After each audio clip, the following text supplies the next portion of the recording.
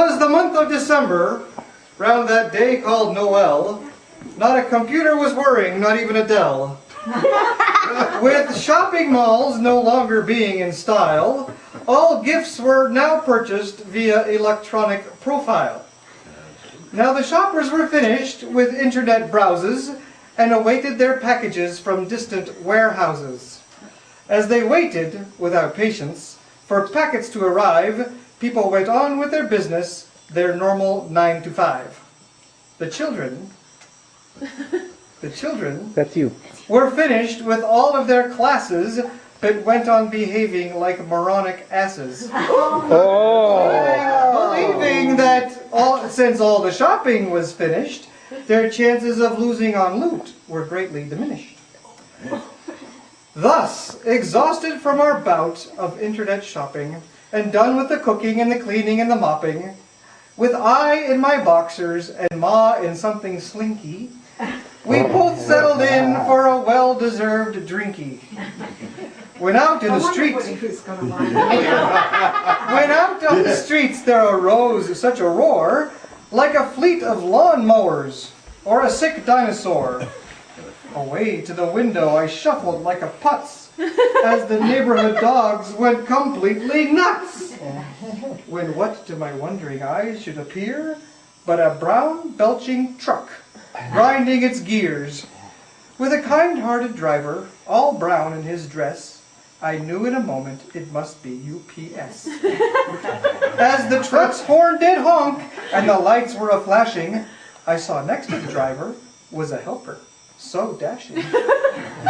More rapid than race cars this driver he came, and he whistled and shouted, tossing boxes by name. Now Amazon, now Land's End, now Williams-Sonoma, off Toys R Us, off REI, off Pottery Barna.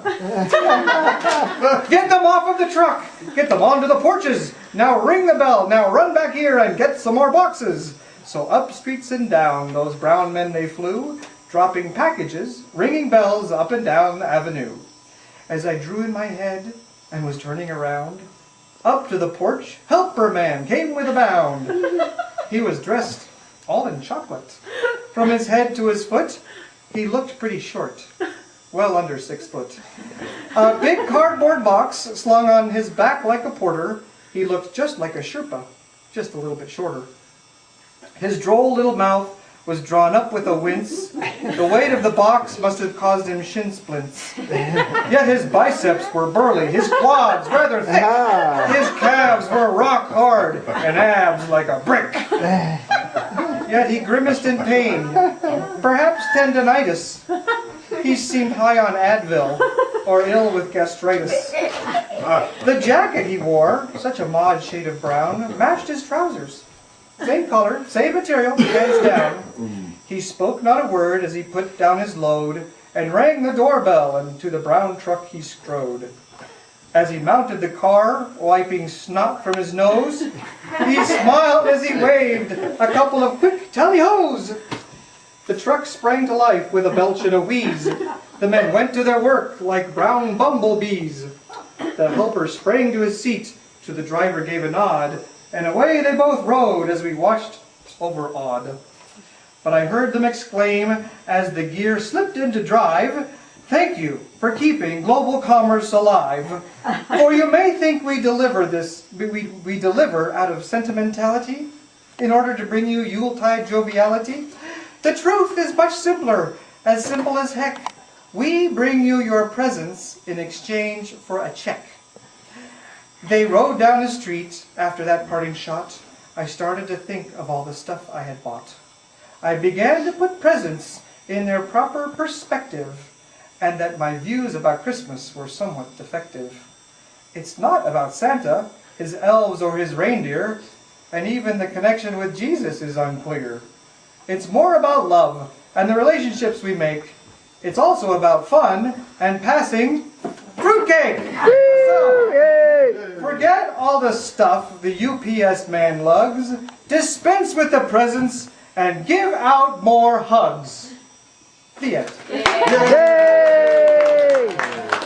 Now with the performance finished, Theo, could you give me the ceremonial hat, please? I think that should be the new hat right there. Round hat. Thank you. Now I have to put the real hat. Good job, Theo. The fruitcake hat. Now I have to decide who the fruitcake goes to, and as some of you know, this has not been an easy year, and it's been full of many highs and many lows, and good cheer. And good cheer, yes, and good sense of humor. And I was going to thank the person who has meant the most and has helped me through all of this, but that would be my wife, and she would kill me. So I do want to thank somebody for whom this hasn't been just a hard year, but a hard decade. Somebody who has been there to share my highs and my lows this year. Somebody who has driven me to work at a moment's notice, who's taking care of the kids when we were desperate. I want to give this out of both appreciation and respect and love to my father.